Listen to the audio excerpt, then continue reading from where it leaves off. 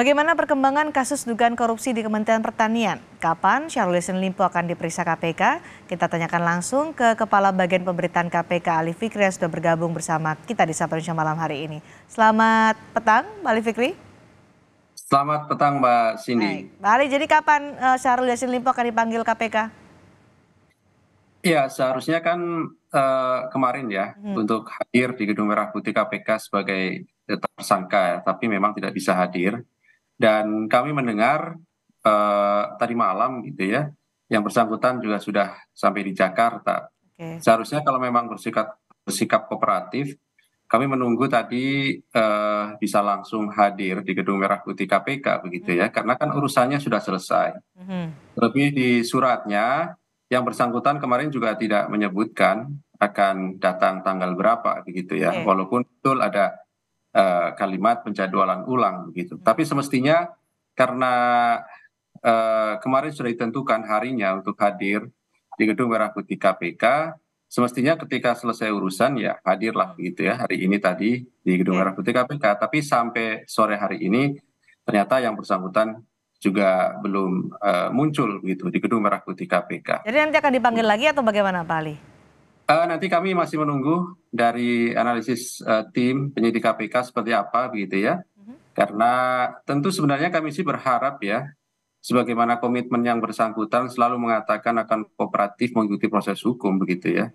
Artinya kalau ada niat baik seharusnya begitu datang Jakarta hari ini mestinya tadi ke Gedung Merah Putih KPK untuk menjalani pemeriksaan gitu ya. Oke. Karena tim penyidik KPK tentu siap kapanpun untuk kemudian tersangka ini hadir gitu Baik. ya di Jadi Gedung Merah. apakah akan menunggu atau menjemput bola dengan mengirimkan kembali surat pemeriksaan per tanggal berapa untuk Syahrul Yassin Limpo?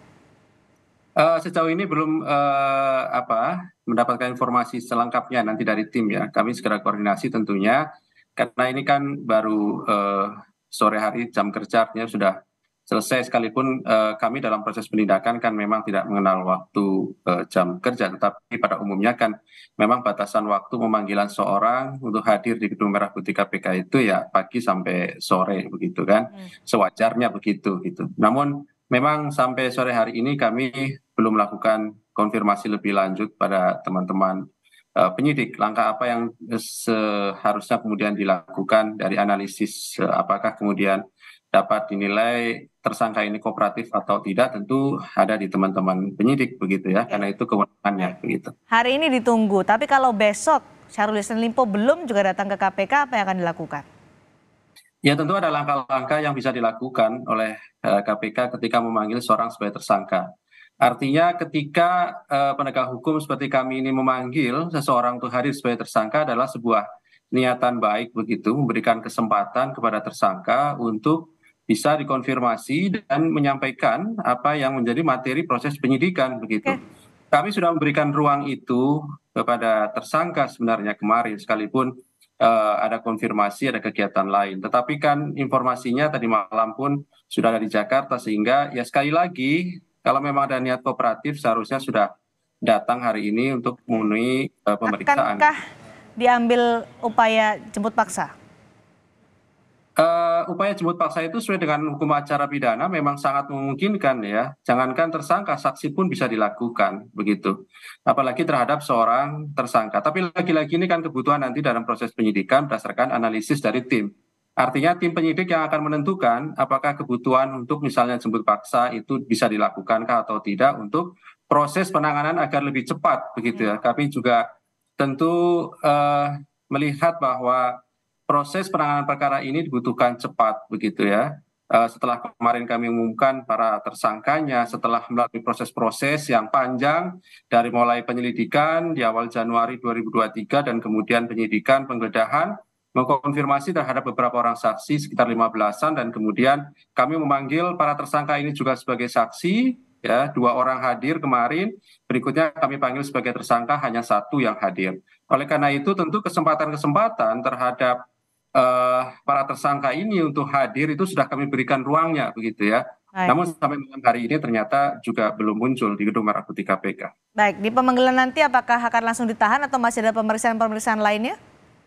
Secara teknis tentu dilakukan pemeriksaan oleh tim ya untuk mengkonfirmasi beberapa hal, tim penyidik tentunya.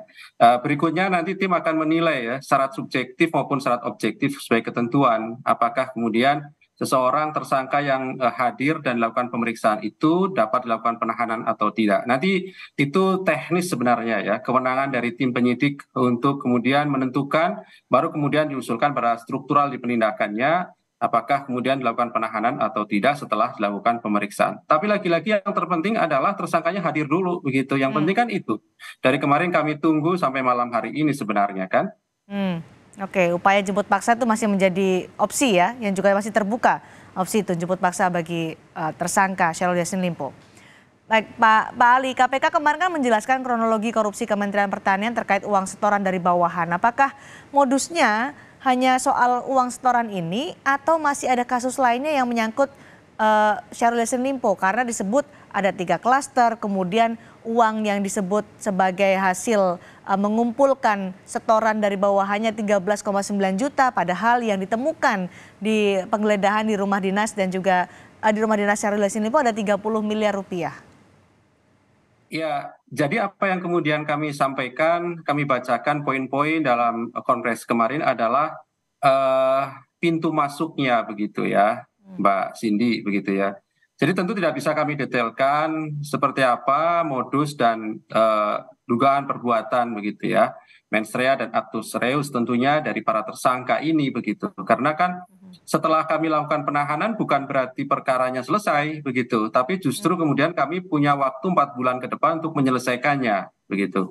Oleh karena itu kan tentu tidak bisa kami buka selebar-lebarnya apa yang kemudian diperoleh dari hasil proses penyelidikan. Tapi poinnya adalah apa yang kemudian kami sampaikan setidaknya itulah sebagai pintu masuknya. Uang 13,9 adalah pintu masuk untuk bisa naik pada proses Artinya penyidikan. kasus yang berbeda dengan uang 30 miliar yang ditemukan di rumah dinas. Nah, artinya itu 2 hal yang berbeda begitu. Dalam pengembangannya, kemudian ketika kami melakukan penggeledahan kan ditemukan uang kurang lebih sekitar 30 miliar secara cash dan 400 juta di rumah salah satu tersangka lainnya. Itu adalah proses yang kemudian kami temukan pada proses penyidikan. Dalam penyelidikannya pintu masuknya 13,9 ya. Oke. Artinya begini, sangat dimungkinkan uang-uang yang dikumpulkan atau yang ditemukan tadi rumah dinas adalah bagian dari rangkaian awal yang kemudian diterima dan kemudian disimpan. Kan ada kemungkinan seperti itu, uang-uang itu ada kaitannya dengan setoran-setoran dari bawahannya itu. Tetapi sekali lagi bahwa ini adalah butuh pendalaman-pendalaman konfirmasi pada saksi karena pada prinsipnya bahwa apa yang kemudian kami kerjakan, yang kami patuhi adalah hukum acara pidananya. Ketentuan mekanisme seperti apa yang kemudian menjadi jalan kami untuk menjadi atau menyelesaikan perkara ini begitu. Jadi saya ingin mengonfirmasi saja Pak Ali bahwa 13,9 miliar rupiah yang kemarin disebut sebagai setoran dari bawahannya dengan 30 miliar rupiah yang ditemukan di rumah dinas adalah 2 kasus yang berbeda. Bukan 2 kasusnya, 2 hal yang berbeda begitu ya. Artinya gini, itu bisa jadi satu rangkaian yang kemudian diserahkan, diterimanya pada saat dia menjabat dan kemudian dikumpulkan uangnya sehingga kemudian kami temukan pada proses penggeledahan begitu ya. Tetapi ketika proses penyelidikan yang kami lakukan sejak Januari itu kami sudah menemukan indikasi-indikasi ada uang yang diduga diterima dan dinikmati oleh para tersangka ini 13,9 kan begitu. Artinya ke depan sangat mungkin kemudian kami bisa menemukan lebih banyak lagi uang-uang yang diduga dari hasil kejahatan ini kan begitu. Sangat mungkin itu ya, Pak Ali. Iya, tentunya seperti itu karena dalam beberapa perkara bahkan kalau kita melihat misalnya di Probolinggo Jawa Timur dulu ketika tangkap tangan itu terima 20-an juta atau ratusan juta. Setelah kami kembangkan lebih lanjut bisa ratusan miliar yang kemudian KPK selamatkan dan bisa disetorkan pada kas negara. Dan termasuk, itu banyak perkara seperti itu. Termasuk jumlah tersangka juga akan bersih bertambah? Ya sangat mungkin ketika nanti dalam proses penyidikan dari 3 orang tersangka ini kami kan mengkonfirmasi banyak saksi. Kami pasti menemukan banyak fakta-fakta yang ternyata kemudian ada fakta-fakta hukum keterlibatan pihak lain pasti kami kembangkan ke sana. Prinsipnya sepanjang kemudian kami menemukan kecukupan alat bukti. Sekali lagi basis kerja kami adalah kecukupan alat bukti sebagaimana ketentuan hukum yang berlaku. Kami tidak akan pernah melanggar hukum ketika menegakkan hukum tindak pidana korupsi itu sendiri. Itu prinsip kami, Mbak Cindy. Baik.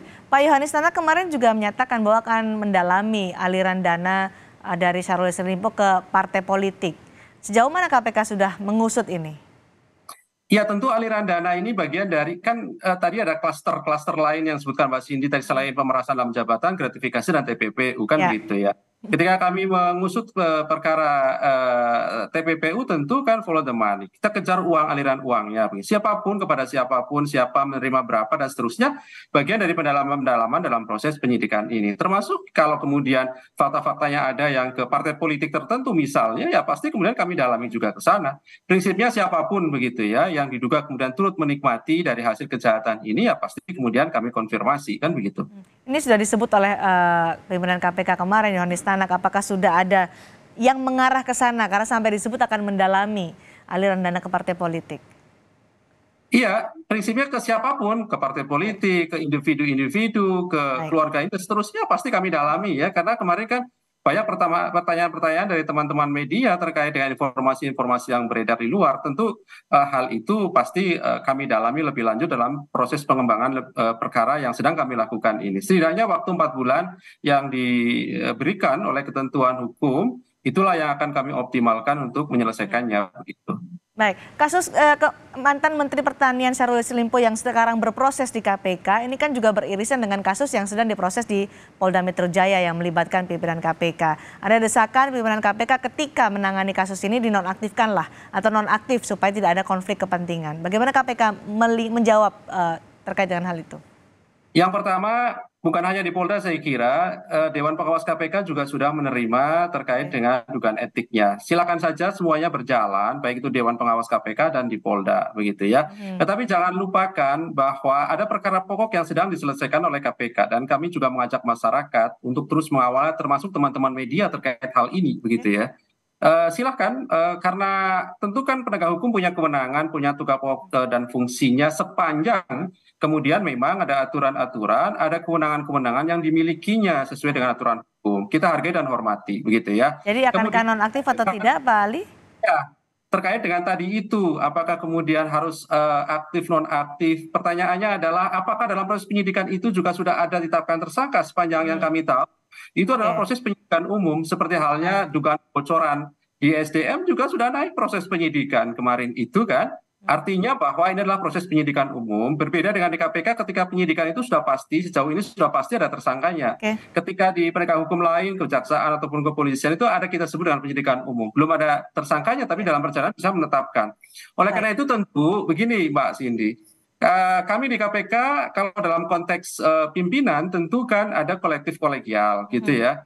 Sampai hari ini itu semua pimpinan kelima-limanya masih mempunyai kewenangan dalam menjalankan tugas dan pokok fungsinya.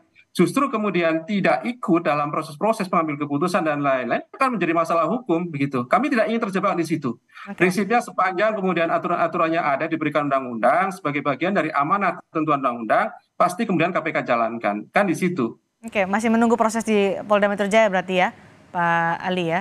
Terkait nanti Iya, bagaimana proses siapa tersangka yang ditetapkan. berjalan, silahkan sesuai dengan koridor dan ketentuan sepanjang memang ada ketentuan hukum dan kewenangan yang menaunginya begitu ya, sesuai dengan tupoksinya begitu. Baik, perkembangan penyidikan di Polda Metro Jaya dan juga terutama di KPK juga masih akan tunggu bagaimana perkembangannya. Terima kasih Pak Ali Fikri, Kepala Bagian Pemberitaan KPK sudah bergabung dan berbagi informasi bersama kami di Sapa Indonesia malam hari ini.